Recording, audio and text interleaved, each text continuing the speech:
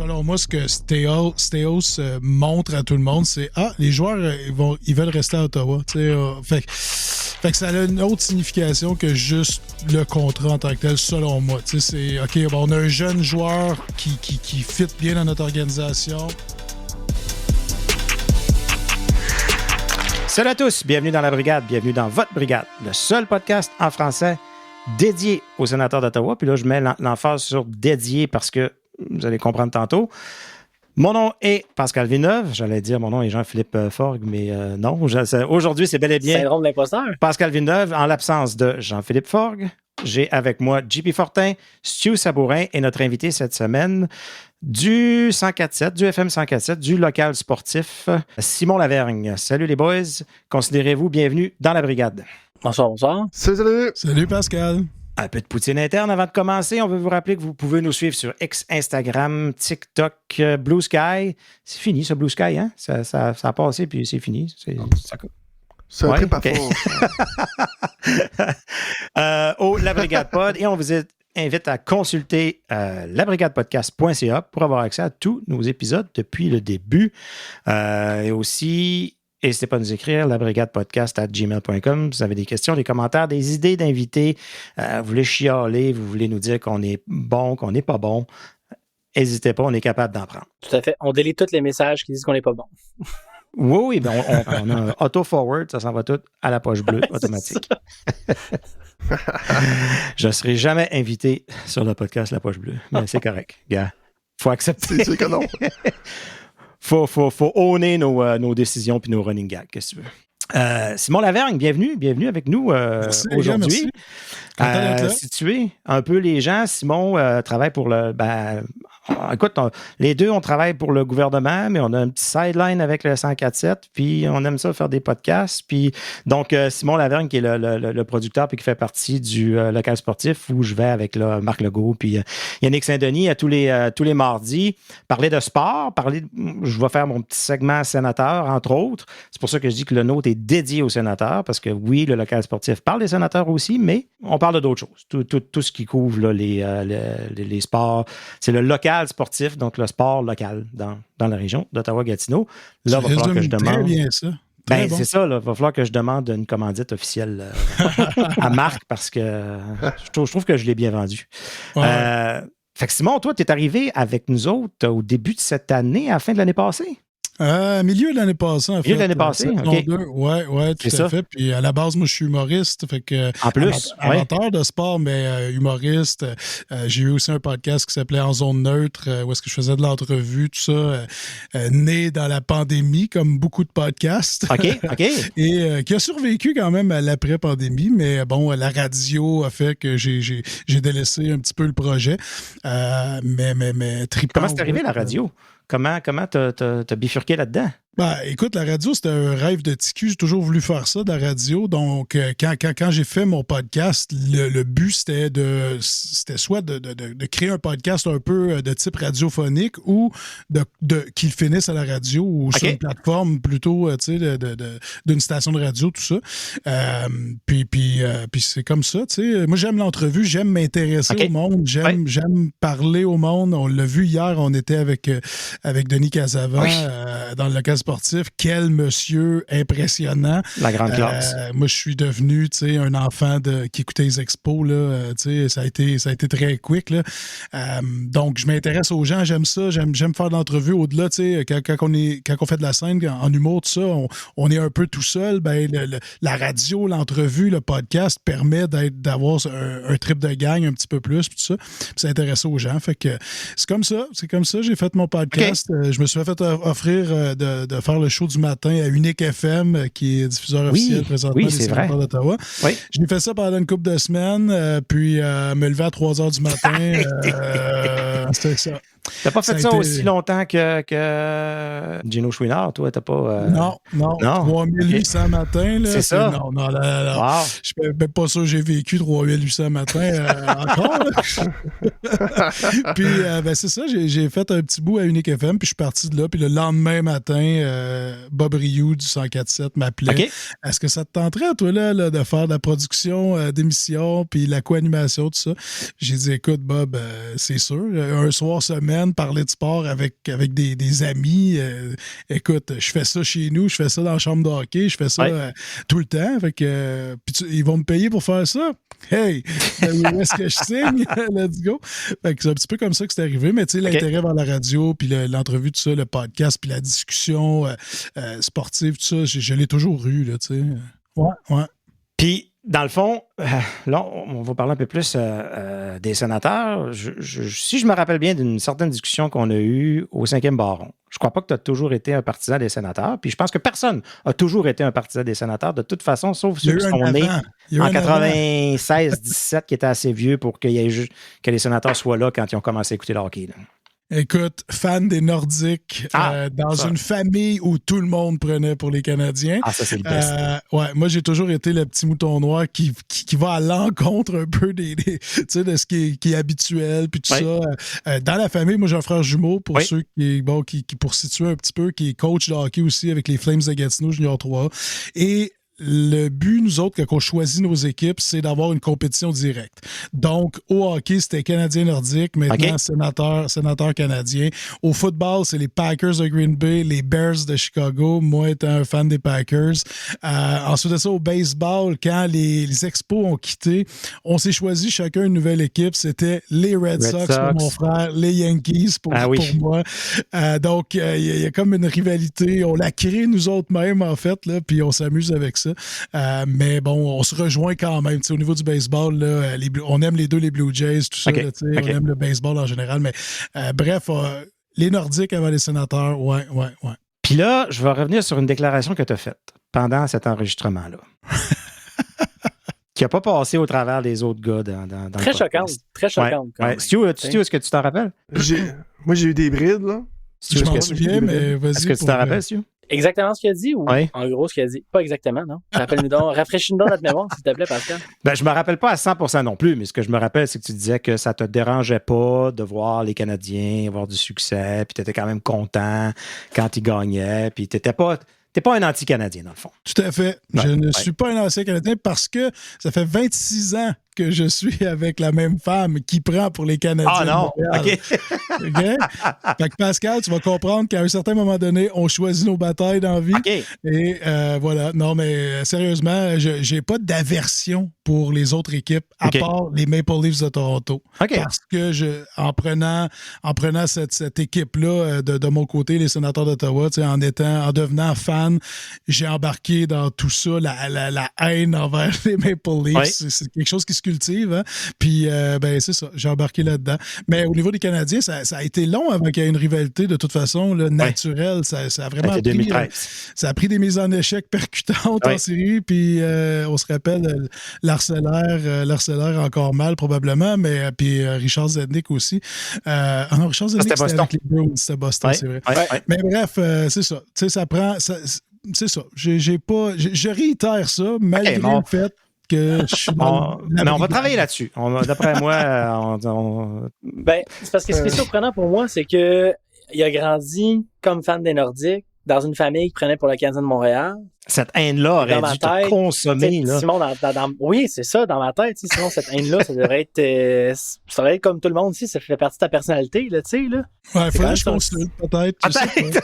Tu dois avoir des blocages à quelque part qui font que ça te limite. Mais là, c'est parce que là, ça me fait peur ce que tu dis, parce que Philippe, mon garçon, il est avec la même blonde depuis 4 ans à peu près, puis qui est une fan du Canadien. Ce que tu es en train de me dire, c'est qu'il est mieux de la laisser tout de suite. Sinon, là, ça donne bien être à Cuba, je pense. Fait que je vais aller parler tantôt. Là. Je vais dire, Phil, il faut qu'on... Il n'y a rien pour briser un couple comme un message texte pendant que l'autre est en voyage. Surtout quand l'autre n'a pas d'Internet, tu sais. À Cuba. OK. Il ne pas qu'elle lise le message quand elle revient et qu'elle est à côté de lui. Par exemple. Allô? Allô? T'as pas eu mon texte? Mais là, Simon, sachant que le Canadien est au cul des sénateurs, est-ce que ça te fait quelque chose ou bien pas? Ça me fait quelque chose parce que, tu sais, je veux quand même que les sénateurs finissent en haut du Canadien. Là. On se cache pas, là, je suis un fan des sénateurs. Là. Si le Canadien va mal, je m'en fous un peu, honnêtement. Mais je ne les haïs pas, tu sais. Mais s'ils vont mal... je suis un peu indifférent. Mais j'ai prédit dans le local sportif cette semaine que toutes les équipes canadiennes allaient faire les séries. Puis ça, c'est un vrai souhait. J'espère que les équipes canadiennes puissent être en série. C'est toujours mieux, c'est toujours plus le fun à suivre. Puis tu sais, on s'entend, là, dans l'Est, peut-être que c'est plus simple que ça arrive parce que c'est tellement serré. Dans l'Ouest, on s'entend qu'il y a une des équipes canadiennes qu'il va falloir qu'ils détrônent Colorado, Los Angeles. Là, ça se peut que ça soit compliqué. Là, il y a une bonne avance puis tout ça. Mais j'y crois pareil, puis c'est un souhait. J'aimerais ça. Fait que, il y a les Maple Leafs que j'aimerais qu'ils ne fassent pas les séries, mais ils sont tellement en avance que ça arrivera pas. Puis, de toute façon, quand ces équipes-là font les séries, puis ils sont éliminés, c'est parfait. Là, c'est toujours... C'est encore mieux. On espère que les Leafs fassent les séries pour être éliminés encore une fois en première ronde. Exact. Exact. 100%. Puis même moi, je me suis surpris cette semaine de dire des mots corrects envers les Canadiens où je disais « Colin, il joue bien.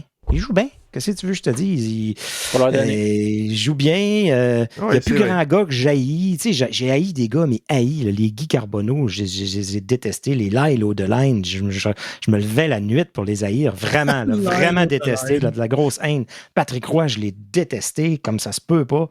Il y a juste Gallagher qui me fait encore un peu de quoi. Le reste de l'équipe, il me dérange pas. Tu sais.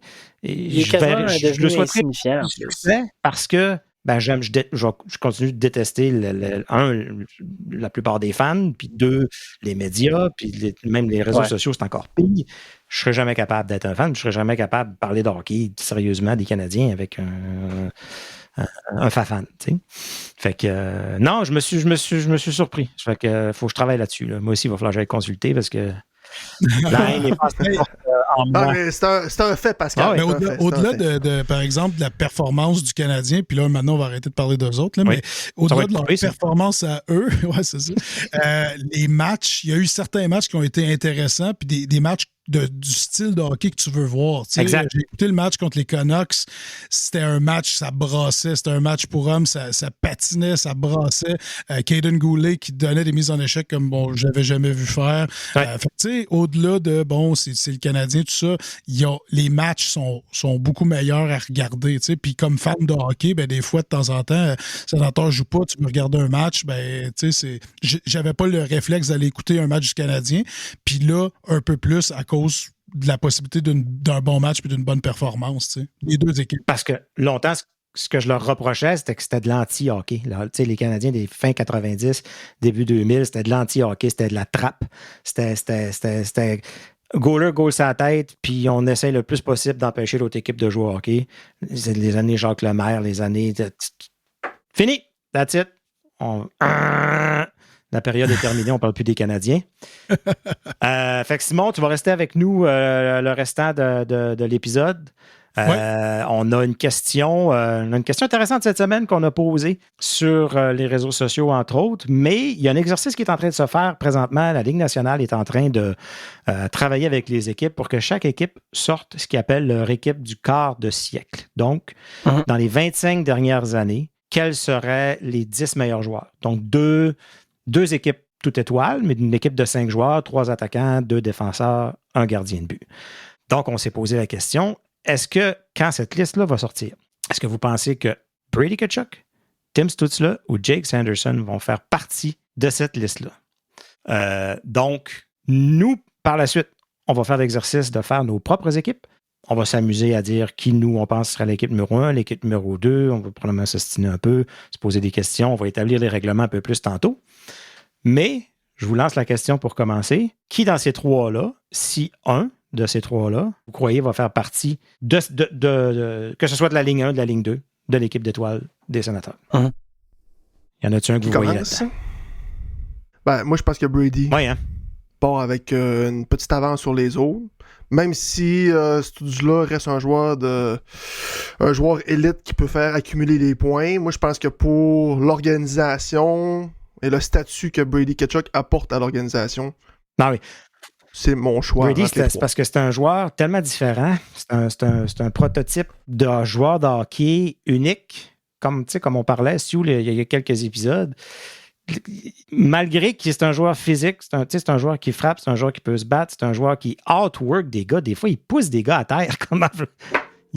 il est out-muscle, il est trop fort pour eux autres. Mais non seulement ça demeure le premier ou deuxième meilleur pointeur de l'équipe à chaque année. Ouais. On voit pas ça, là. Non, c'est une bébite que tu vois une fois sur 2 générations de joueurs de hockey. Le Brady Tkachuk, là, c'est pas compliqué. Là. Des fois, je me demande, c'est qui va avoir... Est-ce que Brady Tkachuk va avoir 50 buts avant que Tim Stützle ait 100 points dans sa carrière? Je le sais pas, puis je suis pas persuadé que je connais la réponse. Fait que, peut-être l'argument que je lancerais sur Timmy, c'est que Tim Stützle, c'est le meilleur pointeur de l'histoire des dessinateurs chez les joueurs de 23 ans et moins. Ouais. Il a eu 23 ans aujourd'hui, lorsqu'on enregistre l'épisode le 15 janvier. Oui, c'est sa fête. Il lui reste une année complète encore, où est-ce qu'il aurait pu devenir le meilleur pointeur, puis il l'est déjà, puis son adversaire est aujourd'hui. Ouais. Encore une fois, ça va revenir un peu à ce qu'on parle, mais est-ce que l'alignement partant ou l'alignement quart du siècle, c'est l'équipe qui a le plus de talent? Parce que si c'est le plus de talent, ben là, je pense que c'est une conversation un petit peu plus difficile à avoir que si c'est le joueur le plus marquant, tu sais. Fait que, personnellement, je trouve que la question est plus difficile à répondre que juste Brady. Puis on s'entend, Brady, c'est un très bon choix, mais c'est plus difficile que ça à répondre, selon moi. Ouais, puis c'est difficile de comparer des époques glorieuses ou des époques plus gagnantes des Sens avec des éditions qui, comme aujourd'hui, là, qui sont bons dans les séries, mais pas toujours. Puis tout ça, puis là, ça fait un petit bout aussi. Moi aussi, j'ai Brady dans ce top 12-là, ou ce top 10-là. Mais il n'est pas sur la première. Il n'est pas sur ma première équipe. Non. Puis il a fallu que j'aille voir. Il a fallu que j'aille regarder un petit peu les statistiques parce que ça m'a surpris de voir à quel point il était productif. On le sait, on le suit année après année, tout ça, on voit sa production, mais aussi productive, c'est-à-dire, tu sais, on est bien au-delà d'un point par match là, dans son cas, puis tout ça. Puis à quel rang il se situe au niveau de la production de points versus les autres joueurs des Sénateurs là, depuis 2000, tout ça. Fait que, tu sais, j'ai hâte qu'on en jase tantôt de nos conceptions, mais des deux équipes, mais Brady Tkachuk fait partie, selon moi, là, tu sais, du top 6 des 6 attaquants là, sur les 25 dernières années. Ben d'accord avec ça, puis Jake Sanderson, je pense que non, là, c'est bien trop récent. Là, c'est trop... pas pour l'instant, effectivement. On n'est pas là. Non. On va avoir peut-être un argument pour certains autres défenseurs de l'édition actuelle. Travis Hamonic ne sera pas là non plus, Pascal. Ah, non? Pas de spoiler. Mais, Stu, tu vas-tu considérer Mantim Palo bientôt? S'il continue à jouer comme ça, donne-lui 2 saisons, ça se peut couler. Il va prendre la place à Demelo. Écoute, moi je parce qu'on s'attend. En tout cas, on n'a pas vu ta liste, mais on s'attend que Dylan Demelo soit là. Ouais, absolument. S'il n'est pas il est sur starting line-up. Excellent. On va voir ça tantôt. Puis Timmy, je pense que ça risque probablement d'être le joueur le plus.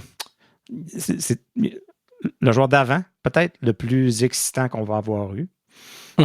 Après Carlson, qui était probablement... C'est la norme à battre, je pense. Là. C'est le joueur à battre, Carlson, au niveau du joueur excitant, électrisant, qui peut changer un match à lui tout seul.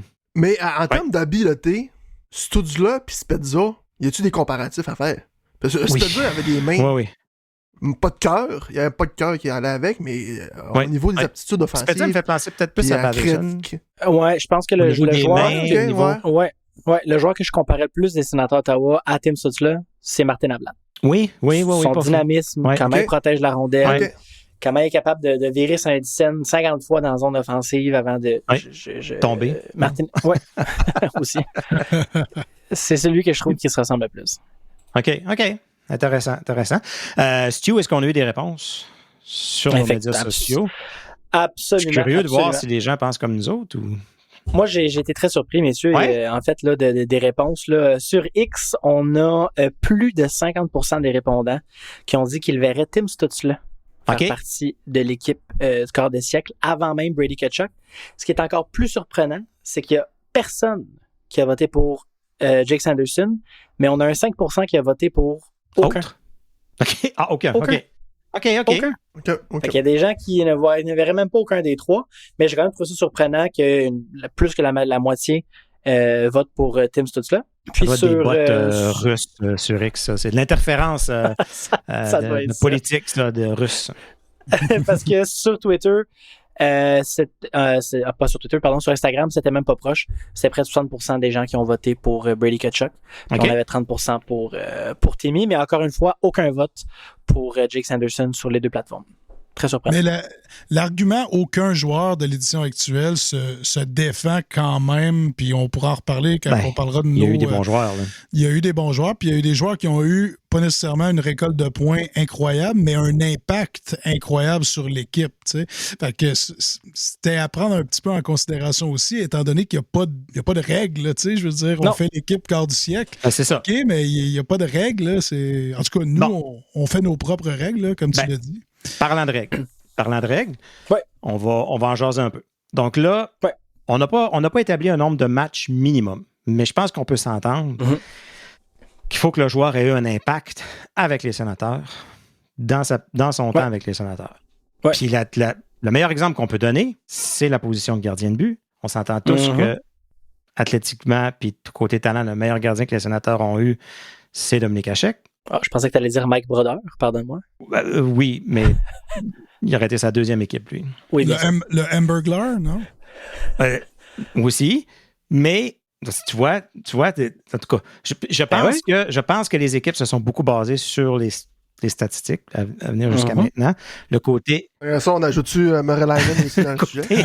Émotif, je ne suis pas certain. Donc, faut qu'il ait joué un certain nombre de matchs, qu'il ait eu un impact avec son équipe. Donc, c'est 3 avants, 2 défenseurs, un gardien de but. On ne se donne pas la restriction de dire ça prend un ailier gauche, un centre, un ailier droite. On ne se donne pas la restriction que les défenseurs doivent être un défenseur gaucher, un défenseur droitier.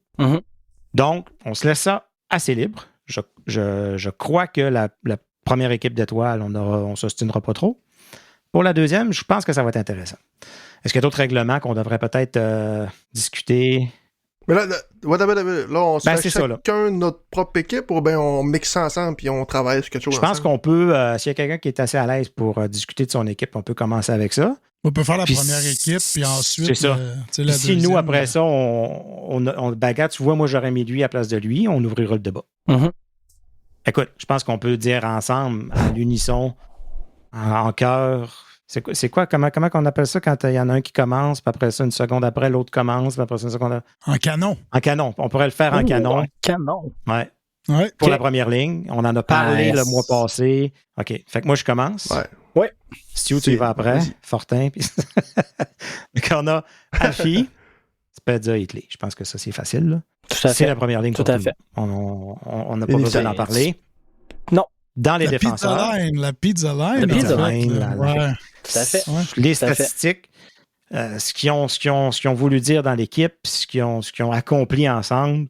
Puis c'est le fun d'avoir un trio au complet, parce que je ne sais pas si les équipes, ça va être un joueur qui a joué dans 2018, puis avec un autre joueur qui a joué dans le début 2000, avec un autre joueur qui a tout mélangé. On a une ligne au complet. Oui, on a une ligne au complet. Ouais. J'aimerais mettre un astérisque là-dessus. Moi aussi, j'avais un petit... Vas-y, Simon, vas-y. J'avais un petit quelque chose à dire là-dessus. Oui, j'ai fait comme vous autres. À cause de l'impact de la ligne au complet. Par contre, quand on regarde les statistiques, Alexis Yashin a été plus productif que Danny Hitley. Puis je me suis questionné en tabarouette à savoir si j'allais mettre Yashin dans ce top-là. Est-ce que je les sépare, la fameuse pizza line? Puis j'ai fini par les garder ensemble à cause de l'impact, comme on vient de dire. Là, exactement ce qu'on vient d'argumenter. Là. Mais tu sais, quelqu'un aurait mis Alexis Yashin à la place de Danny Hitley sur ce trio-là. J'aurais pas été contre. Non, parce que t'es là moins longtemps un peu. Écoute, non, t'as peu que c'est combien de matchs chacun? Yashin, on parle de 504 parties versus Hitley 317. Fait que tu sais, Yashin, il était là encore plus longtemps. Mais l'impact sur la période de temps que Hitley était là, ça a été phénoménal. Là, puis Yashin, ça demeure le 4e meilleur pointeur de l'histoire, là, encore à ce jour. Là. Ouais. Non, il y a des arguments pour les deux joueurs, là, ça c'est sans aucun doute. Le seul astérisque que j'allais mettre, c'est que Danny Hitley est arrivé via une transaction chez les Sénateurs d'Ottawa. Puis c'était avec son homologue qui est parti jouer à Atlanta. Puis il y a beaucoup d'arguments pour certaines personnes parce que cet autre joueur-là pourrait être sur une des deux équipes de départ du quart de siècle des Sénateurs d'Ottawa. Puis peut-être qu'on va y revenir tantôt, là, voilà. Toi, tu parles de Milan Michalek, là. Ah non, c'est l'autre échange, OK. OK, puis on passe maintenant aux défenseurs. À l'unisson, on a Erik Karlsson. Oui. Et qui est son partenaire? Personnellement, moi, j'ai mis Wade Redden. Mm-hmm. Moi, je ne suis pas d'accord avec ça. Moi non plus. Okay. C'est bon, ça. OK. Ben, moi, j'ai mis Wade Redden, ne serait-ce que pour sa participation offensive. Là. C'est le deuxième meilleur pointeur défenseur des Sénateurs de l'histoire. Mm-hmm. Ça a été lui qui a été choisi quand c'était le temps de pourquoi, de comment ça a été décidé. Chara, Redden, on pourra en parler une autre fois, mais c'est lui qui est resté. Ça s'est mal terminé. Je suis bien d'accord, c'était pas beau à la fin. Mais dans les belles années, Wade Redden a été formidable. Un guerrier pour les Sénateurs. Ouais. Tout à fait. Ben, t'as parlé de Zdeno Chara. Moi, dans mon cas, c'est mon choix pour jouer avec Karlsson sur ma première équipe d'étoiles. Parce que je pense qu'à l'époque, on a fait une erreur en conservant les droits de Wade Redden au détriment de Zdeno Chara. Pour tout ce qu'on a s'ensuit de la carrière de Zdeno Chara avec les Bruins, je pense qu'on a fait une erreur à ce niveau-là. Quoique Wade Redden est un excellent défenseur, puis pour ce qu'il a fait pour l'organisation. Il faut pas garder ça dans... Tu sais, là, non, dans la balance. Sais, mais c'est quand même difficile. C'est quand même difficile. Fait que je donne mon choix à Chara avant Redden. Simon? Moi, j'ai comme toi, j'ai Wade Redden. Ben, je faisais des recherches sur Zdeno Chara parce que, bon, là, je comprends avec les 300 avec matchs, les Bruins, tout ça. C'est ça, j'ai pas vu nécessairement ses stats, mais non, j'ai Wade Redden aussi pas pour qu'est-ce qui s'est passé, le choix finalement, puis tout ça, mais plus pour qu'est-ce que sur la glace il a donné. T'sais. Il a été choisi en bout de ligne pour une raison, pour ce qu'il avait fait. Ouais. La mauvaise décision, c'est d'avoir projeté qu'est-ce qu'il allait faire par la suite versus l'autre. Selon moi, c'était ça l'erreur. À ce moment-là, Redden était meilleur que Chara. Tout à fait. À cette marque-là, dans le temps. Ce qu'on a entendu, c'est que, écoute, puis tout est dans tout, hein, parce que on parle de Danny Hitley, puis là, tantôt, Stu, tu parlais de Ossa qui a été échangé pour Hitley. Et les Sénateurs ont signé Ossa, un contrat à long terme, et l'ont flippé en l'échangeant tout de suite, ce que Zdeno Chara n'aurait jamais digéré. Non. De traiter un de ses compatriotes de cette façon-là. Puis c'est ce qui a fait qu'il n'a pas voulu accepter aucun compromis au niveau de son contrat, puis de dire, vous me payez moi, puis vous me gardez moi, ou vous me chippez ailleurs, mais j'accepte pas l'offre de Redden de dire on prend les 8 millions, puis on reste à Ottawa les deux. Oui, tout à fait. Stu, tu avais quelqu'un d'autre aussi? Ben absolument. Je peux pas croire qu'on n'a pas nommé le seul défenseur que son chandail a été retiré par l'Organisation des Sénateurs d'Ottawa. Ouais. Je veux dire, 1179 parties jouées, toutes dans l'uniforme des Sénateurs. C'est un record dans l'organisation. 288 points, 756 minutes de punition. Premier choix au total des Sénateurs en 96 aussi. Premier choix overall. Au total. Oui. Il a commencé sa carrière, il était repêché comme défenseur, il a commencé sa carrière à l'aile gauche. On n'avait pas de place pour lui à défense. On a dit, t'es pas assez bon, mon grand, t'as été repêché premier, mais c'est un défenseur offensif. Ah oui, en avant. C'est ça, mais c'est devenu... écoute, moi, je me souviens, quand j'ai commencé à regarder les Sénateurs d'Ottawa jouer, c'était la saison 99-2000, puis en vieillissant, au début de l'adolescence et tout, moi, les matchs d'Ottawa-Montréal à la télévision, c'était ma religion, puis j'attendais juste ça. Et il y a Pierre Hood qui, à chaque fois que les Sénateurs jouaient, il en revenait pas de la performance de Chris Phillips, qui était toujours la même à chaque match. Il dit ma parole, il dit Chris Phillips encore ce soir vaut de l'or.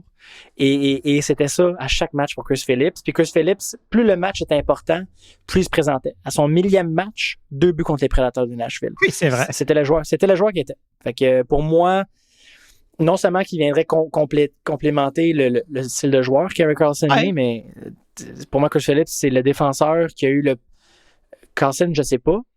c'est quoi son avenir réserve, qu'est-ce que l'avenir réserve pour Rick Carlson, mais Chris Phillips, le numéro 4 a été retiré, puis ça, j'ai jamais eu aucun problème avec ça, puis pour moi, il devrait faire partie de l'alignement de corps des siècles des sénateurs, selon moi. Puis, ayant joué avec le Pizza Line, il était tout là ensemble, cette gang-là, fait que pour moi, il devrait être là. OK.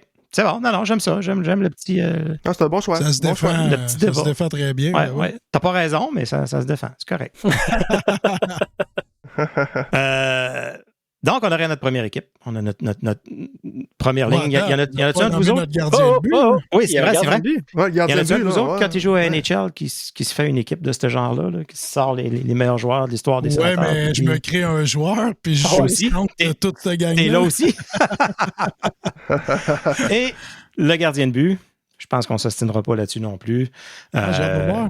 Moi, j'ai mis Craig Anderson. On n'a comme pas le choix, mais en termes de talent, ça devrait être Dominique Hachek. Ça devrait être Dominique Hachek, 100%. Ouais. Puis est-ce que Dominique Hachek est sur cette équipe-là s'il termine la saison, s'il finit par pas se blesser à l'abducteur? Est-ce qu'il est là? Fait que c'est parce qu'à cause d'une blessure, mettons qu'il reste là et qu'il gagne la coupe. C'est sûr qu'il gagne la coupe. Je suis désolé. Oui, je pense qu'il y avait une meilleure équipe qu'en 2003, selon moi, mais bref. Fait qu'on ne met pas à cause d'une blessure? Puis il reste, je pense que oui. Je pense que oui, parce qu'il n'y a rien fait pour les sénateurs, vraiment. Il y a une demi-saison. Je veux dire, une demi-saison, il a joué jusqu'au mois de février quand même.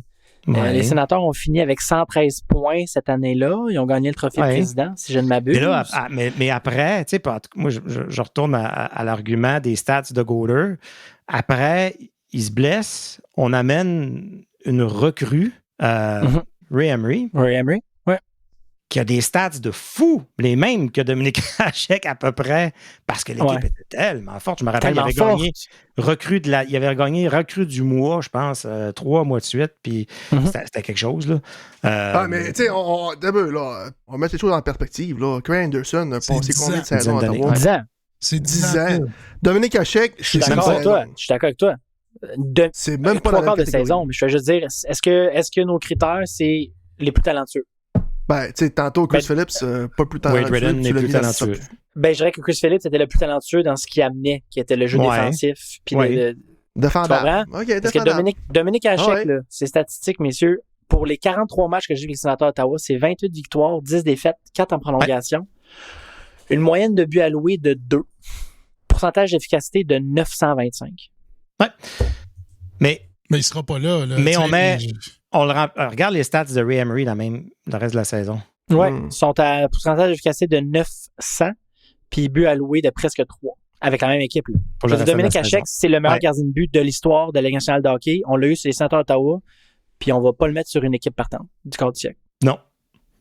Mais son legacy, il l'a pas fait avec les Sens. Je comprends, c'est 43 matchs, mais... Ce que je trouve dommage, parce que s'il se blesse pas, c'est sûr qu'on gagne la coupe, puis je pense qu'il y a un argument pour qu'il soit là, parce qu'on va dire qu'il a gagné une coupe. Il gagne la coupe, là, il reste... Y a-tu rejoué après, à chaque... Y a-tu continué ou sa blessure, là? Oui, il a rejoué après. On le resigne-tu, il reste-tu, puis là, il bâtit-tu une espèce de... Parce que dans ma tête aussi, c'est Craig Anderson. Oui. Ouais. Mais dans ma tête aussi, c'est Craig Anderson. Je veux dire, Anderson, il y avait des équipes il n'y avait pas d'équipe devant lui, puis en séries éliminatoires, il y avait le pourcentage d'efficacité de 948. C'est ça. Puis Craig Anderson, il a réussi à faire ça sur le long terme, avec des équipes, composition d'équipes différentes. C'est 319 victoires, Craig Anderson, puis bien au-delà de 500 comme performance. Il a été un peu en dents de scie, là. On se rappelle, on disait Anderson, il y a une bonne saison, une moins bonne, une bonne, une moins bonne, tu sais. Ouais. Ou une correcte puis une extraordinaire. Excellent. C'est comme ça qu'il fallait le voir. Là. OK. Je pense que Craig Anderson a gagné le cœur de les Sénateurs d'Ottawa quand il est arrivé son premier match en carrière avec les Sénateurs d'Ottawa. C'était contre les Maple Leafs de Toronto, puis un blanchage de 49 arrêts. Ça passe très bien chez les partisans. Simon, c'était-tu Craig Anderson? Je pense que c'est unanime. Je pense que c'est unanime. Je voulais juste amener l'argument de Dominique Hachek parce que je trouve que c'est difficile de juste l'écarter. Très bon argument. En tout cas, parce qu'on a un deuxième à nommer. Là. On va voir s'il revient ou s'il ne revient pas. OK. Tout à fait. C'est là qu'on va se faire du fun, parce que j'ai hâte de voir votre... OK, fait que là, je passe la balle au bon à qui veut nommer sa première ligne. De la deuxième équipe. De la deuxième équipe. Ouais. Je peux commencer. J'ai mis... là, on a parlé de Tkachuk tantôt. Donc, moi, j'ai mis Brady Tkachuk. Alexis Yashin Et je complète avec on a la même ligne. J'ai la même ligne aussi. C'est plate, on s'abstiendra pas tant que ça. Je vais m'assiner avec vous autres, messieurs, parce que il n'y a aucune chance que Mark Stone ne fasse pas partie d'une des deux équipes du quart du ciel. Il est hors de question. Défends-toi. Il est hors de question. Oublie Vegas, là. Oh, je parle pas de Vegas, là. OK. Je parle pas. Mark Stone est un 1000 fois meilleur joueur à Ottawa qu'il l'a été à Vegas. Ça, c'est même pas proche. Là. À Vegas, s'il joue une saison de 14 matchs, c'est beau. Là. C'est bon. Mark Stone est arrivé à la saison 2014-2015. Et contre les Rangers, je pense. Son premier match en carrière était en série contre les Rangers en 2012. Il avait assisté sur le but de Jason Spezza. Il portait le numéro 61 à l'époque. Puis il n'a pas joué l'autre match. Non, on a continué à faire jouer Jacob Silfverberg. Colin White, c'était en 2017. C'était Jacob Silfverberg que les sénateurs avaient décidé de faire jouer. Silfverberg était censé... Attends, tu dis il portait le numéro 61 à l'époque. Il n'y a pas toujours eu le numéro 61, Mark Stone? Oui, t'as raison, mais c'est parce qu'il portait autre chose. Non, il y a une année, il a pas le numéro 61. Ouais, au début. J'ai 16. C'est ça, je me suis trompé. C'était 16, puis il a mis 61 finalement. Effectivement. C'est pas avec l'équipe junior canadienne qui avait le numéro 16, par exemple? Faites vos recherches. Je vais pas vous interrompre. Non, mais c'est un bon point, effectivement. Mais je sais que c'était pas son numéro qui a porté toute sa carrière à Ottawa, par contre. Sinon, on va avoir une community note, un fact-checker qui va nous, exactement, mettre notre place. Exactement. Dans la saison 2014-2015, Mark Stone, quand les sénateurs ont eu le Hamburger Run, le joueur qui était le plus prolifique dans la LNH pendant cette période-là, ça a été Ryan Getzlaf.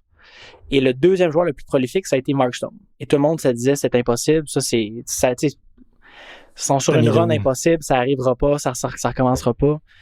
Et toutes les années que Mark Stone a été à Ottawa, ça a été de loin le meilleur joueur offensif. Je veux dire, tout tournait autour de lui, c'était le power play, c'était non seulement que c'était un joueur qui produisait, mais il y avait plus de take-away dans toutes les saisons qu'il a joué en même temps que Pavel Datsyuk. Ouais. C'est pas n'importe qui, là. Je veux dire, puis Brady Tkachuk, quand il est arrivé dans la ligue, on l'a mis sur la ligne à qui? On l'a mis sur la ligne à Mark Stone. Quand il y avait des joueurs qui avaient de la difficulté, on mettait les joueurs sur la ligne à qui? À Mark Stone. Colin White a connu sa meilleure carrière en saison à Ottawa quand il joue sur Powerplay puis il joue sur la ligne à Mark Stone. J'ai de la difficulté à dire Mark Stone on le tasse puis on met Brady Tkachuk. Je veux dire, il a marqué l'équipe puis après ça il est parti, il était à Vegas puis il a gagné une Coupe Stanley. À Ottawa, en 311 matchs, en 366 matchs, c'est 311 points. Puis le seul qui a fait plus de points en moins de matchs, c'est Danny Heatley. Puis on va mettre Brady Tkachuk. J'ai rien contre Brady Tkachuk, je l'adore. Ouais. Mais Mark Stone est un meilleur joueur de hockey, selon moi. Puis Mark Stone, je pense que s'il avait resté à Ottawa, on n'aurait jamais gagné de coupe.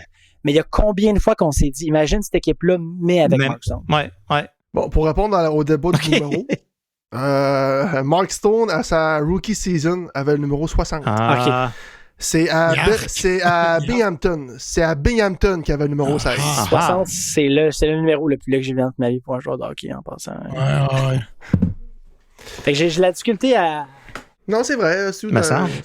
J'ai juste la difficulté à dire, on va mettre... Puis Brady est excellent, puis il va probablement être un top 3 des meilleurs joueurs dans l'organisation, mais selon moi, Mark Stone a une plus grande legacy jusqu'à présent, parce qu'il a fait les séries, puis Brady Tkachuk n'a pas encore fait les séries. Ça, on peut pas stimer ça. Puis en termes de production points par match, le seul qui est meilleur, c'est Danny Heatley. Ben, c'est quoi ton line-up, ta ligne?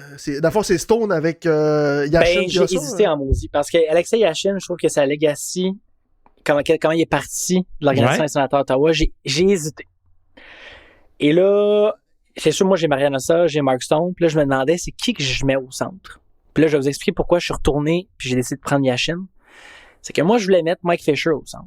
Mm-hmm. Et quand j'ai regardé le nombre de points que Mike Fisher dans l'organisation des sénateurs d'Ottawa, Radek Bonk en a eu plus que lui.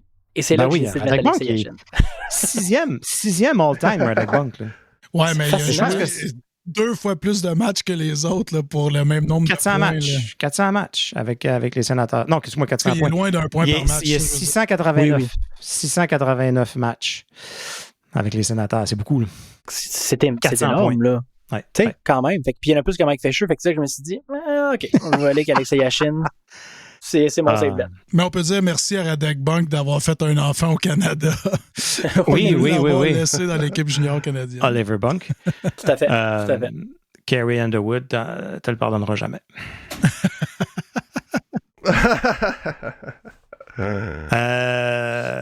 OK, ça fait que je pense que ça complète nos 3 avant. Oui, tout à fait. Est-ce que tu veux continuer avec tes défenseurs? Moi, j'avais pris Chris Phillips et Erik Karlsson. Donc, je crois que mes 2 défenseurs ne seront pas les mêmes que vous parce qu'évidemment, moi, j'irai avec Zdeno Chara et Wade Redden. Donc, je pense que ça va être un petit peu plus différent de votre côté, là. Oui. Allez-y. Je vais garder. Non, vas-y, je vais garder mes choix pour la fin. OK. C'est moi, j'ai un choix champ gauche pas mal, mais. Ben non, je sais c'est quoi. Moi, j'ai Chris Phillips. Chris Phillips qui est là. Pour toutes les raisons que Stu t'a énumérées tantôt. Mais mon choix champ gauche, et là, je vais vous surprendre, messieurs, et j'ai une admiration des plus profondes pour ce défenseur encore à ce jour. C'est Anton Volchenkov. Oui. Dieu du ciel que j'aimais ce duo de défenseurs-là dans les... Wow! En termes de stabilité de défenseur dans une brigade défensive, je pense automatiquement, dans une équipe de rêve, à Chris Phillips, Anton Volchenkov. Ouais. C'était la défensive mur à mur. T'as Volchenkov qui bloquait des shots bien plus que Travis Hamonic. Fait que, pour moi... pour cet anti de duo-là, au même titre que la Pizza Line, Phillips et Volchenkov. Là, par exemple, JP, moi, je pensais surprendre tout le monde.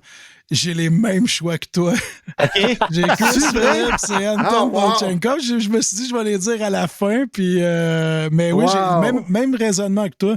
Volchenkov, là, écoute, là, c'est les mises en échec, puis l'impact que ce duo de défenseurs-là avait pour donner de l'espace, pour sortir la POC du territoire. Tu sais, probablement que la Pizza Line n'aurait pas produit autant si la POC était restée plus dans la zone des Sénateurs. Tu sais, c'était pas des gars qui étaient très efficaces dans notre zone, mais les mises en échec bien placées, mises en échec pour écarter prendre possession de la rondelle, c'est-à-dire geler quelqu'un, pas gelé, mais avec l'impact, mais le geler sur le bord de la bande pour prendre contrôle de la rondelle puis sortir la rondelle de la zone. Écoute, ça fait longtemps, tabarouette, que j'ai pas vu un duo qui est capable de faire ça dans la Ligue nationale, là, puis c'est même pas juste avec les Sens, là, mais fait que, j'avais exactement les mêmes choix que toi, puis j'ai pensé à Zdeno Chara aussi, mais quand j'ai vu les 4 saisons qui étaient avec les Sénateurs, effectivement, c'est pas mauvais. Puis, tu sais, il y avait quand même cet argument-là. Est-ce qu'on le prend? Est-ce qu'on prend Redden? Mais le gros de sa carrière, il l'a fait à Boston, tu sais, par après. Là. Fait que, même choix que toi, mon JP. C'est le fun. Désolé d'avoir gauché sur moi. Je suis content, j'ai un allié dans ce podcast-là. OK. Pascal? Personne donne du tout d'amour au 4e meilleur défenseur production offensive de l'histoire des Sénateurs? Non? C'est qui, ça? Thomas Chabot. Ouais, mais... Non. Ouh, c'est... Non? Toi, tu l'as mis? Pascal l'a mis. Pascal, tu l'as mis? Moi, ouais. Ah, ouais, OK. Un, à cause de la production qui, pourtant, apparemment, qui est pas bon. Tu sais, apparemment, qui produit pas. Puis, pour qu'est-ce qu'il a voulu dire dans une période noire, dans une période difficile des Sénateurs, pour son commitment envers une équipe qui allait nulle part. Il a porté cette équipe-là à bout de bras, à lui seul, dans les années les plus difficiles des Sénateurs. Premier à signer un contrat à long terme. Puis malgré ça, malgré que... Dans le processus. Il n'a jamais été dans les discussions pour un défenseur Norris ou dans un... Il a quand même marqué au niveau de sa production offensive les Sénateurs. Ah, ça je peux pas m'assigner avec toi. Ouais. On a sa production offensive, je pense qu'il n'y a personne ici qui va s'assigner avec toi. C'est encore à ce jour le seul défenseur qui a gagné le MVP au championnat junior mondiaux. Oui. Dans une équipe perdante. Dans une équipe perdante en plus. Je pense que le problème avec Thomas Chabot, ça a toujours été la façon qu'il joue au hockey. Puis c'est pas fini. Malheureusement pas fini. Puis il y a beaucoup de matchs, ça c'est encore une fois pas de sa faute, où est-ce qu'il jouait des 30, 34, 35 minutes. Oui, mais il l'a fait. Puis on le faisait jouer toute la prolongation. Puis un company man. C'est un humain, déshydraté, des crampes. Donc, il y a des erreurs mentales qui arrivent, puis il y avait beaucoup de revirements qui causaient des défaites on the spot. Des fois, des passes en diagonale, en overtime, puis c'est ramassé par un joueur des Leafs, puis s'en va de bord, puis on a Matt Murray, fait que c'est sûr que c'est dans le filet. Fait que Thomas Chabot, il y a personne qui va s'assassiner avec la production offensive. Je pense qu'il y a personne qui va s'assassiner sur le fait que ça a été le premier joueur dans la période noire qui a signé à Ottawa, puis qui a fait un statement. Lui et Colin White, d'ailleurs. Mais malheureusement, c'est pour la façon qu'il joue dans sa zone. Là, on compare Félix Vodchenkov avec Thomas Chabot, c'est pas la même game du tout. Là. Fait que t'es en train de dire à JP Fortin de ne pas mettre son chandail de Chabot demain à la game des Sénateurs? Ouais. Non, c'est ça que je dis. Mais ceci dit, le seul défaut que Chabot a, c'est sa défensive. Puis, probablement que on a seulement 4 défenseurs à nommer. Carlson aussi. Qui serait 5e dans bien des listes. Là, probablement. Moi, je pense qu'il est 5e sur ma liste. Là, fait que... c'est bon. C'est bon. Là, je ne dirais pas le gardien. Oui. Je suis curieux de savoir. Vous mettriez Philippe Kuba où? Parce que... Philippe Kuba... moi, je le mets dans mon top 6, honnêtement. Top 6? Mais je mets Marc Method avant Philippe Kuba. Moi, je mets Philippe Kuba. Philippe Kuba, il a connu 2 saisons de 50 points à Ottawa. Là.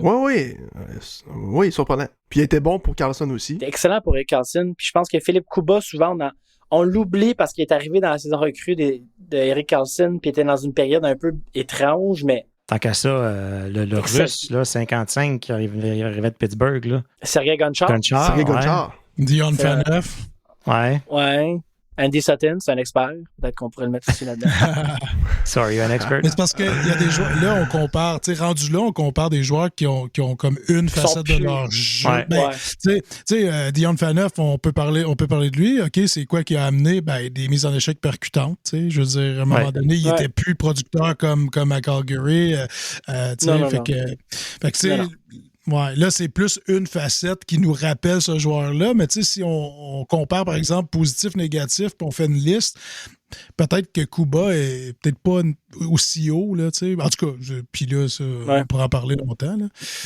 Ben, ils sont pas du tout de la même trempe que les 4 ou 5 défenseurs qu'on a nommés. Moi, dans mon top 4, là, je vous ai nommé, puis j'ai pas Chara puis j'ai pas Chabot. Fait que, mon 5e, mon 6e, ça serait ces deux-là. C'est ça, exact. Ouais. La position de gardien de but. La position... Ça, c'est déchirant. Là, c'est là je pense qu'il y a beau. Au niveau vous voulez que j'y aille en premier? Vas-y. Moi, j'ai Patrick Lalime. J'ai Patrick Lalime pour les performances contre Toronto en série.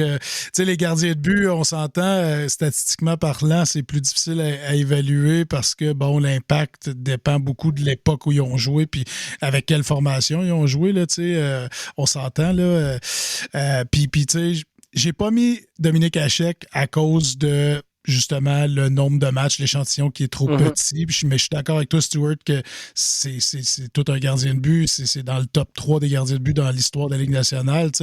Sauf que Patrick Lalime, l'impact avec les Sens, ce que ça représentait de battre Toronto dans ces séries-là, à cette époque-là, c'était gros. C'était très gros. Là, j'ai le goût de l'aimer, moi, Lalime. Comme je disais, je prenais pas pour les Sénateurs dans ce temps-là. Fait que c'est comme ma façon de me rattacher à cette gang-là, à cette équipe-là. Je sais qu'il a été critiqué. Il y a beaucoup de gens qui ne l'ont pas aimé. Il y a beaucoup de gens qui l'ont rabaissé.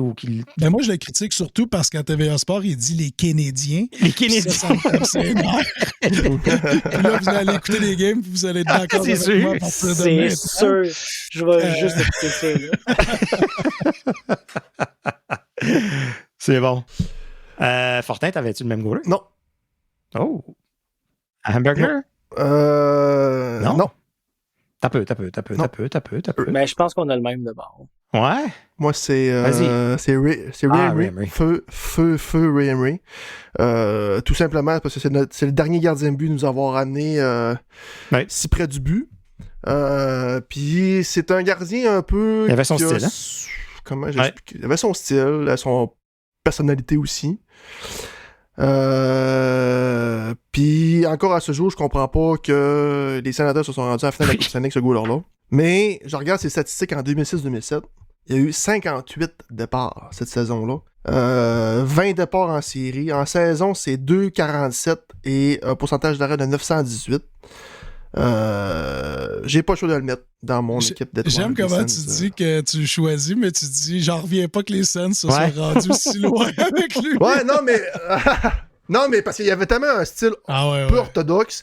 Puis tu sais, c'est comme l'année que les Blackhawks de Chicago ont gagné avec NC Niemi. Puis tu sais, c'est un genre de goaler de même que tu dis... Comme, avec Grubauer. Le Vegas avec Andy Hill. Tu sais, tu fais... Ouais. Dans une bagarre de gardien de but, je le prends tout de suite. Simonac. Ouais. Ah, ben oui. Ben, c'est ça l'affaire. C'est que moi, j'ai pris aussi Ray Emery. Il nous a amené à la fin de la Coupe Stanley. Il a quand même eu des bonnes stats à Ottawa. Je pense que c'est quelqu'un qui avait plus de difficultés dans sa vie personnelle, sa vie privée. Puis je pense que si ça n'avait pas eu lieu... Il y avait ses démons. Il y aurait eu une bien meilleure carrière. Il a quand même fini par gagner sa Coupe Stanley avec Chicago en 2015. C'était déchirant pour moi parce que Patrick Lalime, ses statistiques en saison régulière avec les Sénateurs d'Ottawa sont corrects. C'est quand tu regardes en séries éliminatoires, tu te demandes comment ça se fait qu'ils n'ont pas gagné 4 Coupes Stanley. C'est ça. Ouais. En 2000-2001, Patrick Lalime avait une moyenne de buts accordés de 2,39. Correct. En 2001, 2002, 2002-2003 et 2003-2004, sa pire performance en séries éliminatoires, c'était en 2003-2004 avec une moyenne de buts alloués de 1,90. C'est fou, hein? C'était 3 jeux blancs de suite en 2002-2003, bang, bang, bang. Patrick Lalime en séries éliminatoires avec les Sénateurs d'Ottawa, ça n'avait pas de sens. Fait que tu te demandes comment ça se fait qu'ils n'ont pas gagné, au même titre que tu te demandes comment ça se fait qu'ils sont rendus en finale avec Ray Emery. Ouais, c'est ça. C'est ça. Ce que Ray Emery, pour moi, il a amené à l'organisation, c'est un swagger que l'équipe n'avait jamais eu auparavant. Ouais. Il se battait contre Martin Biron, puis c'était pas fini après ça, il s'en allait se pogner contre Andrew Peters, l'autre bord. Puis après ça, là, Brian Murray, il s'énerve, puis là, il monte sur le banc, il commence à donner de la merde à Lindy Ruff, puis ça, c'est des souvenirs de jeunesse que je vais garder toute ma vie. Est-ce que tu te rappelles de Maxime Lapierre, qui jouait, qui était pour les Canadiens, qui a glissé dans le but pour foncer dans... Ouais. Puis Ray Emery a slashé un coup de bâton d'un Maxime Lapierre. Juste pour ça, il est dans mon temple de le renommer officiellement. La façon qu'il était vêtu, qu'il s'habillait, qu'il avait toujours avec son Hummer, qui arrive en retard aux pratiques. Puis... Il est arrivé en retard à une game parce qu'il y a eu un accident, il a accordé un but dans la game. Ouais. C'est absurde. Fait que c'était un personnage, je pense, avant même d'être un joueur de hockey, qui est parti trop vite, malheureusement, mais j'ai de la difficulté à... Patrick Lalime a été exceptionnel, mais on s'est rendu en finale Coupe Stanley avec Ray Emery, puis pour moi aussi, je pense que je le mettrais avant Patrick. Ouais. Fait que deux bonnes équipes. Nothing to show Pascal, t'avais Patrick Lalime aussi? Oui, moi j'avais Patrick Lalime. Ouais. OK. Venant d'un gardien de but émérite comme toi. Oui, exactement. Moi aussi, je coule mon équipe dans des moments inopportuns. J'ai hâte de voir ce que la NHL va sortir. Oui. C'est quelle date déjà pour les Sénateurs? C'est le 25 janvier. Il attendait que notre épisode sorte. C'est ça. On les a dit attendez. S'inspirer de ce qu'elle allait mettre. Exact. Voilà. Mais attendez-vous que ça va chialer, d'après moi. Là, c'est Lockdown qui disent une liste, c'est faite pour chialer après. Fait que attendez-vous qu'il n'y aura pas d'unanimité, c'est certain. Non. Mais il n'y aura pas de hachec, tu sais, par exemple. Non, je pense pas. Parce que la Ligue nationale va prendre les performances dans l'uniforme. Ouais. Dans les faits, je pense que ça va être, en tout cas pour les gardiens de but, ça va être Anderson et Patrick Lalime. Oui, moi aussi. En fait, je pense que l'alignement de départ que vous aviez pas mal tout, qui était Alfie, Spezza, Clay, Redden, Carlson puis Anderson, ça pour moi c'est un slam dunk, ça va être ça. Là. Ça c'est même pas une question. Puis l'autre affaire, faut pas oublier, c'est que Patrick Lalime travaille pour la Ligue nationale, là, à TVA Sport, un diffuseur francophone officiel. Ce serait le bout qu'ils le mettent pas puis qu'ils mettent Ray Emery, là, tu sais. Ouais, c'est sûr, ça va être Patrick Lalime. Je suis pas certain. Ouais. Mais je vais être bien déçu s'ils ne mettent pas moi Anton Volchenkov. On va suivre ça. Rapidement, là, Volchenkov, c'est un exemple de joueur qui fitait dans l'équipe où est-ce qu'il était, à la place où est-ce qu'il était, dans la chaise où est-ce qu'il était, qui s'est un peu, je dirais pas enflé la tête, mais qui s'est mis à penser qu'il valait beaucoup plus que ce que les Sénateurs étaient prêts à lui offrir, qui est parti. Puis qui n'a plus jamais été le même... il n'a jamais retrouvé ce succès ailleurs. Jamais. Parce que les joueurs, des fois, ont de la misère à réaliser. T'sais, ils finissent par comprendre que c'est eux là, qui ont fait ce travail-là. Puis oui, 100%. Écoute, c'est lui qui a bloqué les tirs, c'est lui qui s'est blessé, c'est tout lui. Mais tu fais partie d'une équipe, puis tu as un rôle dans une équipe, puis tu l'accomplis à merveille. Est-ce que tu vas retrouver ça ailleurs? Dur à dire. Peut-être pas au même titre d'importance, là, mais un autre qui était comme ça, c'est André Mézara à Ottawa, qui est arrivé, gagné la recrue du mois, je sais pas combien de fois avec les Sénateurs, fait la Coupe Stanley, première paire défensive avec Wade Redden, puis tout, puis lui, il dit « Non, je mérite plus que ça », puis il est parti, puis il n'a jamais eu la même carrière que quand il était à Ottawa. C'est vrai, belle comparaison. Moi, j'ai une petite question pour vous autres, puis c'est improvisé, mais à quelle place vous placez, par exemple, un joueur qui n'a pas récolté les points, mais qui a eu un impact aussi grand avec son équipe comme Chris Neal? Parce que je l'ai considéré, malgré le fait que dans les stats, c'est pas ça. Il est dur à justifier. Oui, mais tu sais, l'impact qu'il a eu sur la formation, vous l'avez mentionné à un moment donné, dans des périodes que c'était pas nécessairement le fun de jouer à Ottawa tous les soirs. Là, fait que, moi, je suis curieux de savoir, est-ce que vous l'avez considéré, vous autres? Moi, je l'ai considéré. Oui, mais je n'étais pas capable de ça se justifie déplacer quelqu'un d'autre. Mais... La réponse, c'est que son chandail est retiré. Ouais. Mais tu sais, moi, j'y ai pensé, mais difficile de le mettre à travers les 6 gars à l'attaque que j'ai mis. C'est Chris Neal, c'est un homme remarquable, tout ce qu'il a fait pour l'organisation. Encore ce jour, il travaille pour l'organisation, dévoué aux sénateurs, à la vie, à la mort. Mais c'est encore curieux à ce jour, puis tu sais, pour n'importe qui à l'extérieur de la nationale, que Chris Neal ait son chandail retiré pour un agitateur. On va se le dire de même. Fait que, pour moi, peut-être dans la 3e équipe, mais encore là, dans la 3e, difficile. Est-ce que vous seriez un peu dans le même ordre d'idée de la question à Simon? Est-ce que vous seriez surpris si quand la Ligue nationale dévoile ces 2 équipes, il était sur la 2e équipe? Son chandail est retiré quand même. Là. Je veux dire, moi, je trouve ça très surprenant. Je semble être dans la minorité. Là. La majorité des gens, et quand je leur ai dit ça, je me suis fait lancer des roches. Là. Mais bref, est-ce que vous seriez surpris dans ce cas-ci? S'il il faisait partie de la 2e équipe? Si l'argumentaire, c'est l'impact qu'il y a eu sur la formation puis l'histoire de l'équipe. Alors, il doit être là. Tu sais, il pourrait être là. Ouais. Je ne serais pas tant surpris. Moi non plus. Je veux dire, avant que Chris Phillips finisse sa retraite, le joueur qui a joué le plus de matchs en uniforme des sénateurs. Sinon, je pense que son champ a été retiré avant Chris Phillips. Alfredson Phillips. Non, après. Après, c'est quand même. Son champ est retiré. Là, écoute, ils ont un match. Phillips 1179, qui est encore lui qui trône. Alfredson 1178. Il l'a battu d'un match, puis Chris Neal 1026. Ceci dit, Chris Neal, est-ce que son chandail aurait été retiré si, par exemple, le fameux anneau d'honneur avait été mis de l'avant avant? T'sais. Peut-être que Chris Neal, c'est plus un anneau d'honneur qui mérite plutôt qu'un chandail retiré, mais encore là, si l'argumentaire, c'est l'impact qu'il y a eu sur l'équipe, au-delà de la production, puis des coupes, puis des participations en série, il est là. Ouais. C'est le même argumentaire pour les deux, chandail retiré ou équipe du quart de siècle. C'est l'impact pour les points. T'sais. Il s'est servi de ses points. bien vu. Sur ce calembour, on va y aller au segment pub rapidement. Donc, vous êtes passionné de hockey comme nous, lancez votre blog, podcast ou compte de réseaux sociaux pour partager cette passion. Et pour assurer une présence en ligne, pensez à Planet Hoster, notre partenaire d'hébergement web avec des services en français. Il simplifie la création de votre site, de votre boîte courriel et bien plus. Obtenez votre propre domaine et démarrez votre projet avec Planet Hoster. Allez, marquez votre but en ligne avec la compagnie qui soutient notre brigade et les projets des fans francophones. Rendez-vous sur planethoster.com. C'est bon pour faire de la pub. On va t'en faire faire, hein? 104.7. C'est bon. Pas cher. Mais dépêchez-vous, on n'a pas toute la journée. Ça fait déjà 1h et 1h10 qu'on a une bonne heure qu'on enregistre. Ouais.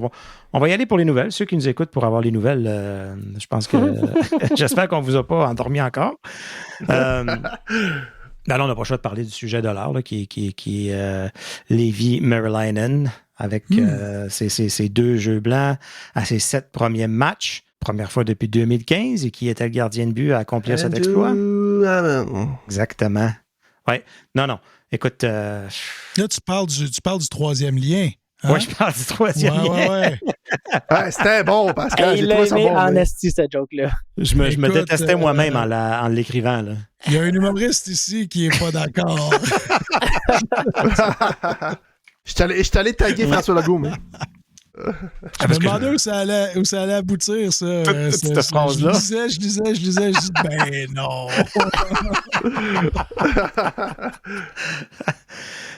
Ouais, vous irez voir notre compte X si vous voulez comprendre l'inside. Levi Meriläinen, surnommé le troisième lien. Non, écoute, je pense que j'ai beau défendre Forsberg comme je peux à en enseigner des ongles. N'empêche que les Sénateurs ne jouent pas de la même façon quand Lévis est devant le but. Là. Écoute, en n'essayant pas de le protéger, il le protège. T'sais? En jouant leur hockey comme il devrait jouer leur hockey, il ne l'expose pas, il ne cause pas de surnombre. Il échappe pas à rondelle dans des moments importants. Puis quand Meriläinen est appelé à répondre, il répond. Il est calme. Il est cool. Il tourne pas en rond quand la rondelle est autour de lui ou qu'il ne sait pas où se caler. Il prend le temps de regarder, met sa main dessus. C'est pas compliqué. Puis quand Claire Hanna lui a demandé d'essayer de sortir des sentiments de son cœur en disant « Comment tu trouves ça? C'est ton deuxième blanchissage, blablabla. » Tout ce que je trouvais de bon à dire, c'est « Bah, c'est ma job, c'est mon travail. Je fais ce que j'ai à faire. C'est mon travail, c'est mon métier. » Là, je vous sors une référence passe-partout, là, fait que... Ceci dit, j'aimerais beaucoup donner des entrevues à Claire Hanna. N'importe quand. N'importe quand, ouais. J'aurais plein de bonnes réponses. Fortin, t'allais dire de quoi? Ouais, ce que j'allais dire, c'est que la différence avec Anton Forsberg et Meriläinen, en tout cas, de ce que j'ai constaté dans le dernier match, c'est surtout le contrôle des retours. Ça y colle dessus. Dans une classe à part, Meriläinen, il est square sur le puck, bing, dans le mid, aucun retour. Il lose le puck en avant de lui, va ramasser. Anton Forsberg, c'est très difficile ses retours. Fait que, juste pour ça, pour des défenseurs, de savoir que ton gardien de but contrôle ses retours autant bien que ça, c'est rassurant, puis ça te permet de te soulager ta job aussi, contrairement à Forsberg, que chaque lancer qu'il reçoit, c'est un combat. Fait que là, pour un défenseur... Le défenseur, il peut se concentrer à surveiller son homme, plutôt que de chercher à la puck où est-ce qu'il est rendu. Là. Ouais. Exact. Oh oui, 100%. Et pourtant, Forsberg, avant sa blessure, c'était, selon moi, qui a été gardien de but, j'ai même été coach de gardien de but, selon moi, c'est lui qui avait la plus belle technique pour se faire frapper par la rondelle. Donc, techniquement, puis c'est avant sa blessure. Là. C'est parti de sa blessure quand il s'est blessé aux deux genoux ou sa blessure de cette année? Le premier genou, là, la première blessure là, qu'il y a eu. À partir de là, tout a changé. C'était plus le même gardien. Du tout. Je pense pas que tu reviens d'une blessure de main. Ah ben c'est malheureux, mais les genoux, tu sais... Les deux. Lui, s'était blessé les deux en même temps. Les deux, c'est ça. Les deux déboîtés. Fait que... Mais c'est une belle histoire. Oui, belle histoire. Puis, me dire, on avait besoin d'une belle histoire parce que là, ce qu'on apprend, c'est que Sogaard est blessé. Encore et encore. Oui. Et ça continue. D'accord. Je vais toutes les sortir. On est dans un segment où Pascal chante parce que moi, c'est comme ça à chaque fois. Simon, ouais, c'est ça. Tous les podcasts, c'est le même. Fait que là, les Sénateurs ont 2 gardiens de but sous contrat, Ligue nationale de hockey. Mais là, ça en prend un autre. Là. Comme là. On est habitué d'en avoir 6-7, nous autres, des gardiens qui goalent. Mais pas demain. Là. Si Meriläinen se blesse demain, il arrive quoi? Mais le gars qui court sur l'autoroute... Oui, c'est ça. Il va revenir, là, c'est sûr. Ça risque d'être Lapena, parce que Lapena goal pour l'Université d'Ottawa, puis c'est un des emergency backup qui se relaye game après game, Lapena qui a goalé pour les Olympiques. Ben là, aujourd'hui, date qu'on enregistre le podcast, les Pingouins ont mis Tristan Jarry au ballottage. Est-ce que ça pourrait pas être intéressant pour une équipe comme les Sens qui passe? Trop cher. Ouais. Trop cher. C'est 5,8 par année pour 3 ans. Un petit peu pas. Ah, c'est-tu ça son salaire? Oh. Ouais, oui.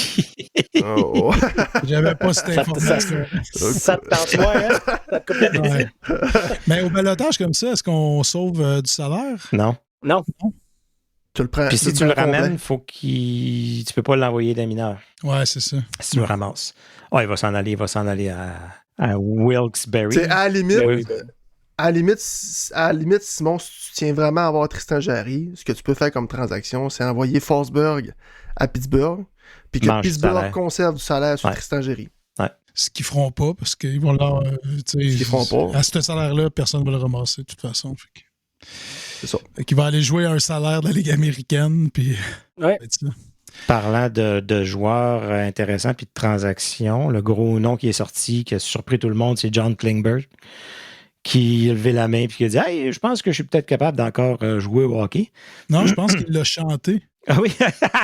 Attends. Faut que ça vienne naturel, ça. Tu peux pas pas un clown, moi, là. Ah oui. Il arrive ici, il pense qu'il va tout changer. Non. Fait que là, tu m'as fait perdre complètement mes moyens. Je suis hors de mes gonds. Ouais, c'est ça. Marc Legault nous a dit qu'il y a eu la même opération, un resurfaçage de la hanche. Puis selon Marc, après 2 semaines, c'est plus bon, ça. Quoique Marc a eu cette opération-là dans l'hôpital à Gatineau. J'imagine que c'est pas les mêmes chirurgiens pour les gars de la Ligue nationale. Là. Mais non, écoute, un défenseur strictement offensif, qu'est-ce que je veux dire, on a besoin de tout sauf ça. Je veux dire, ça, puis la gale, je prends la gale. Là. Je veux pas ça. Ouais. Non. Si tu me donnes le choix entre John Klingberg ou Pascal Villeneuve qui chante pendant 2 minutes à chaque podcast, je vais prendre Pascal Villeneuve qui chante à chaque podcast. Ça c'est gentil. Ça, je l'apprécie, Stu. Merci. Mais tu sais, dans un autre ordre d'idée... salaire. Tu sais, dans un autre ordre d'idée, moi, je suis pas tout à fait contre Klingberg. Puis je vais vous expliquer pourquoi, OK? Tu sais, là, on a eu Zoub qui était blessé. Là, on était à Monique. Puis là, après ça, il y a puis après ça, il y a eu GBD après ça. Tu cherches la profondeur. L'échéancier, là, elle commence à baisser pas mal. Là, il y a Matin Palo qui joue du très bon hockey, puis surprend. Matin Mello. Après ça, c'est Maxence Guénette. Dans un push, où ce qu'on veut être, dans une équipe qu'il continue à jouer du excellent hockey, puis du excellent hockey, dans un top 6, t'aimes-tu mieux avoir Klingberg ou bien Maxence Guénette pour pallier toutes ces défenses? Maxence Guénette. Ah ouais, OK. John Klingberg, là, je le qualifierais de... Ah, mais tu sais, Klingberg dans un rôle de 6. Je le qualifierais... Tu le mets avec Cleveland, puis non. Moi, en anglais, il y a une expression pour ça, là, ça s'appelle a hot piece of garbage. Tu touches pas à ça. Ça va être moins 30 à la fin de la saison. Ça va peut-être compter un but. Je te dis, à 750 000. Je suis persuadé qu'on peut... Il n'a jamais été responsable dans sa zone. Non. Je suis persuadé qu'on peut donner un shot de 3e ronde pour un défenseur qui va être pas bon, mais qui peut agir comme 6-7e. John Klingberg, c'est l'organisation. Je resterais très, très, très, très, très loin de lui. Mais c'est parce qu'il peut rien faire qui pourrait donner de la valeur. Dans le sens que la seule affaire qu'il pourrait faire, c'est jouer sur le 2e powerplay, mais t'as pas besoin de ça parce que t'en as en masse des défenseurs qui peuvent jouer sur le powerplay avec Chabot, avec Sanderson. Fait que, bon point. Dans le match que Chabot a quitté, qui a complété le powerplay? Je pense que Sanderson est resté tout le long. Je pense que c'est Jensen. Jensen a fait un petit bout. On veut pas ça non plus. Ben, c'est Sanderson qui a joué. Je pense que c'est Sanderson qui a joué 2 minutes. Ouais. Ben, c'était un peu un cas plaster. Une fois comme ça, là. Mais des fois, ça t'expose à ta profondeur. De toute manière, Klingberg, si je serais Klingberg, je signerais avec Edmonton. Mais... il ne signera pas à Ottawa, de toute façon, non. Effectivement. Je suis d'accord avec toi. Sinon, on a entendu Ryan Donato, Taylor Hall. Je serais curieux de vous entendre, messieurs. Est-ce qu'on irait? Parce que là, de ce que j'ai lu, puis un peu partout, c'est que The Athletic aurait rapporté que l'équipe était prête à se départir d'un de ces 2 joueurs-là pour un show de 3e ronde. Puis là, je me demandais, est-ce que les sénateurs va acheter quelqu'un comme soit Taylor Hall qui amène un pedigree ou quelqu'un comme Ryan Donato qui, je pense, performe mieux? On reste loin de ça? Ça nous intéresse-tu? Taylor Hall, il peut pas être un bon compagnon à Timmy, qui peut être un finisher, qu'on a de la misère à trouver à Timmy. Je pense qu'aujourd'hui, le meilleur joueur, c'est Ryan Donato. Hocher de la tête dans un podcast audio, ça... Non. Non, mais c'est pour vous autres, là. C'est vous qui me regardez. Toute la longue que tu parlais, je faisais non. Non, parce que moi, si j'ai pour faire une transaction pour améliorer l'équipe, en premier lieu, c'est un Def Top 4. Puis avant même un Taylor Hall ou bien un Ryan Donato. Un Def Top 4, ça met Zoub sur la 3e paire. Oui. Ouais, puis je trouve que je pense que personne n'a un problème avec ça, mais est-ce que c'est réaliste de dire d'ici la date limite de transaction, les sénateurs peuvent aller chercher un défenseur top 4? Non. Tout le monde en veut un, là, tu sais. Tout le monde se bat, tout le monde est dans la même course, tout le monde pense qu'ils peuvent réussir. Ceci dit, si Taylor Hall jouait toujours comme il a joué à Winter Classic, là, demain matin, tu sais, quand il y a le feu, il est encore talentueux. Là, il a ralenti, mais très, très talentueux, mais c'est pas comme ça à tous les matchs. Puis là, c'est à se demander, est-ce que c'est le fait de jouer à Chicago? Tu sais, c'est pas une grosse saison. On ne saura jamais, mais tu prends pas la chance dans une course aux séries comme ça, là, selon moi. Là. Fait que... Rappelez-vous qu'en 2016, l'échange, c'était CC pour Taylor Hall, 1-for-1. Oui. Puis c'était CC pour qui aussi? Mais CC il a été échangé contre la Ligue nationale au complet. Oui, mais... Lui qui était léger pour les Canadiens, là, puis qui avait des problèmes psychologiques, le Québécois. Là. Drouin, c'est ça. Drouin, c'était CC pour Drouin, 1-for-1. Oui, tout à fait. Je pense quand même qu'à un moment donné, c'était CC pour Connor McDavid. Il n'y a personne qui n'a pas essayé d'acheter pour CC s'est ramassé à Edmonton. Ça a marché. Steve Staios, notre Steve Stoic, bien à nous, qu'on ne sait jamais sur quoi il travaille, qu'est-ce qu'il fait, qu'est-ce qu'il est en train de faire, nous arrive avec une signature, prolongation de contrat, Ridley Gregg, 4 ans, 3,25 millions. Merci, bonsoir. Le lendemain d'une défaite de marde, on va se dire. Là. Timing de fou. C'est Puis encore, je suis pas convaincu de ce contrat-là. Je pense qu'à cet âge-là, tu payes les gars pour ce à quoi tu t'attends qu'ils vont faire. C'est 3,8. Mais si tu donnes 20 buts par année les 4 prochaines années. Ça, c'est sûr, mais c'est parce que ça peut être un contrat comme Josh Norris qui donne une saison de 35 buts, puis après ça, il est tout le temps blessé, puis ça te coûte 8 millions de dollars par année. Ouais, mais à 8, le risque est beaucoup plus élevé qu'à 3,25. Je comprends. Puis j'étais contre le contrat aussi, puis après ça, on m'a fait comprendre que la masse salariale allait monter. On est à 1 million peut-être, là? On s'estime pour 1 million. Genre. C'est beaucoup, 1 million. 1 million, c'est le salaire de Travis Hamonic? 1 million? On parle beaucoup trop de Travis Hamonic. Pascal ne l'a pas dit que... Pour un gars blessé, là. Non, mais moi, j'en parle jamais. Moi, Travis Hamonic, dans le local sportif, je l'ai dit à plusieurs reprises que j'aurais gardé Carter et Akemchuk. Mais... 100%. Ouais. C'est dit. Ouais, non, c'est ça. Je pense que s'il nous donne 20 buts, s'il nous donne 50 points par année, s'il nous, tu sais, petit tannant, un espèce de. Il va peut-être devenir un Cousins, il va peut-être devenir un Gallagher type. Pour l'instant, c'est tout hypothétique, mais je pense que c'est ce que les sénateurs projettent. Puis il va peut-être être une aubaine. Ouais, ben c'est ça. Au-delà des chiffres, ça. En tout cas, selon moi, ce que Staios montre à tout le monde, c'est les joueurs, ils veulent rester à Ottawa. Aussi. Fait que ça a une autre signification que juste le contrat en tant que tel, selon moi. C'est OK, on a un jeune joueur qui fit bien dans notre organisation. Développé. 4 ans, voilà, tu restes avec nous, mon ami, puis on est content. Fait que ça lance un message que les joueurs sont bien à Ottawa. Ouais. Au-delà des vedettes, au-delà des contrats de Brady qui lui a signé son contrat en se disant si ça marche plus, à un moment donné, j'ai le power de demander un échange.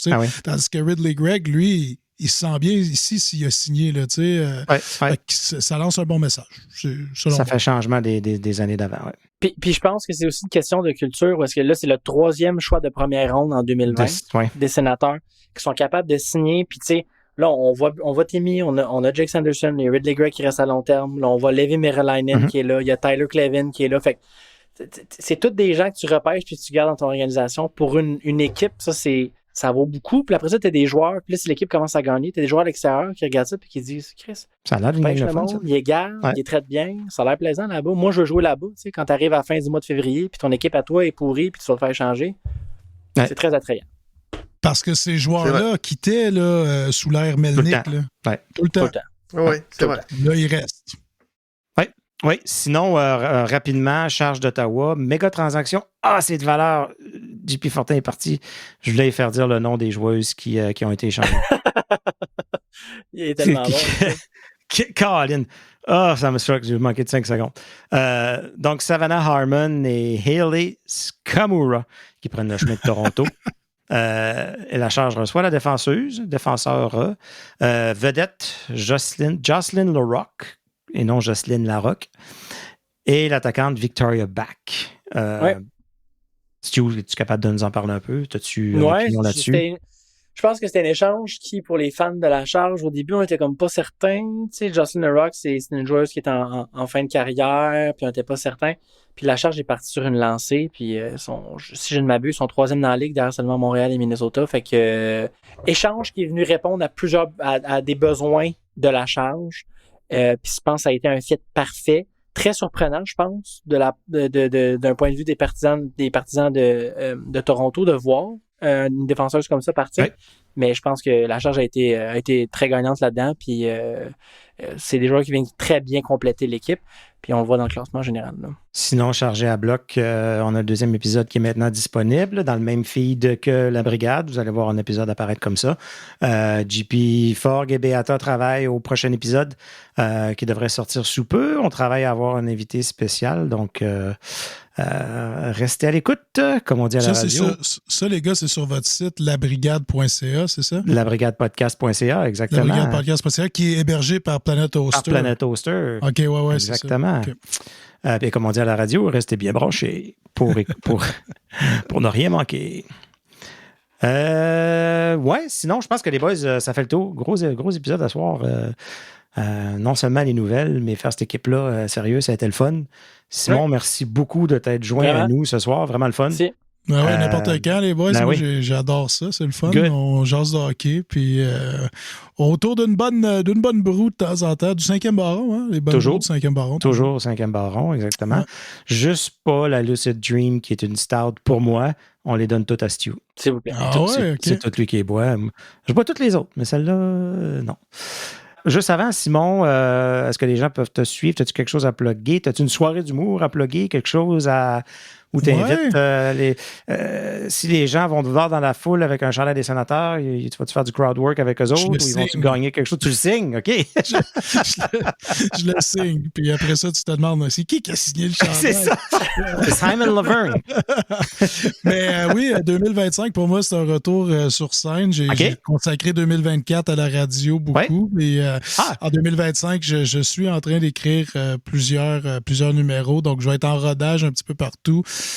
Au-delà du local sportif, qu'on a bien du fun à faire à 18h30 tous les mardis au 104.7 Outaouais. Mais retour sur scène, un petit peu plus d'humour en 2025 pour moi.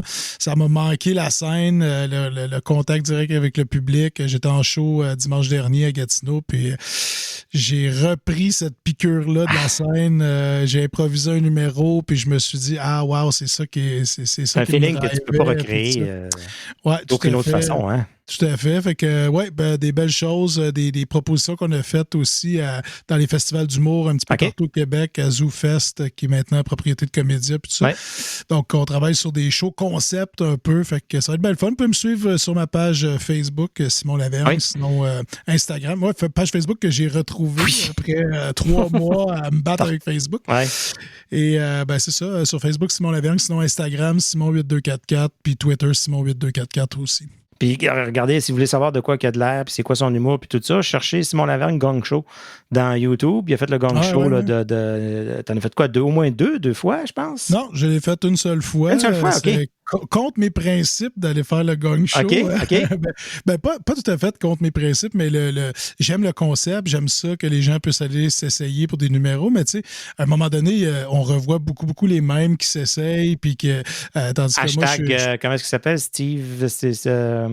comment est-ce qu'il s'appelle le gars de l'art? Steve Bilodeau. Steve Bilodeau. Mon chum Steven qui est allé plusieurs fois. Bilodeau, moi, je suis allé juste pour dire j'existe encore. Je fais encore de l'humour à un moment où j'en faisais pas vraiment, tu sais, puis j'avais eu des super bons commentaires. La gang là-bas me disait on veut te revoir plus souvent sur scène, puis tout ça, puis c'est un petit peu ce qui m'a drivé, mais c'est ça, tu sais, une fois de temps en temps, mais pas coutume. Good. Stu, toi, on peut te voir dans une rue de Montréal en train de courir, comme toujours. Toujours. Dans un pub irlandais. Oh. Ah oui? Non? On ne te voit pas dans les pubs irlandais? On me voit dans tout type de potes, Pascal, sauf les pubs irlandais. OK. Y a-tu des jeux d'or dans tes pubs? Où tu vas dans... Non, je joue pas au dard. Mais j'aurais vraiment aimé ça être bon au dard, par contre, ça, je dois vous l'avouer. Là. Je trouve qu'il y a rien de plus haut. J'essaye, mais tu sais, le Ultimate Mail, là, c'est quelqu'un qui arrive dans un pub, là, il ramasse ses darts, là, puis puis là, s'assoit, chug sa stout, puis s'en va chez lui. J'aurais aimé ça être ce monsieur-là. Mais moi, je cours. On n'a pas la même définition du Ultimate Mail. Là. Non, mais maintenant, je sais comment te séduire, par exemple. c'est ça. Excellent. Donc, c'est ce qui complète cet épisode de La Brigade. On vous invite à consulter labrigadepodcast.ca pour accéder à tous nos épisodes et pour ne rien manquer. On vous invite aussi à nous suivre sur X, Instagram, Facebook, TikTok, Blue Sky, nommez-les. En terminant, est-ce qu'on a un mot de la fin? Des boys. Êtes-vous sur MySpace, les gars? On devrait, par exemple. On devrait y aller. Je pense que ça existe encore. Il faudra aller réserver notre nom. Ouais. J'allais demander est-ce que tu nous trolls ou ça existe encore? Ou... Je pense que ça existe encore. Ouais. Êtes-vous sur Tinder? Tinder aussi, les gars, la brigade Tinder? Fut un temps, mais c'est derrière moi. C'est derrière moi. Ça serait bon, les gars, avec Tinder, qu'est-ce qui est le fun? C'est qu'à la shape que j'ai, swipe à gauche, swipe à droite, c'est encore moi qui est là.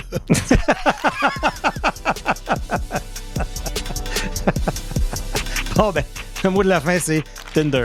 Ou swipe à gauche, swipe à droite. Swipe à gauche. Bon. C'était La Brigade, le seul podcast en français dédié aux sénateurs d'Ottawa. À la semaine prochaine.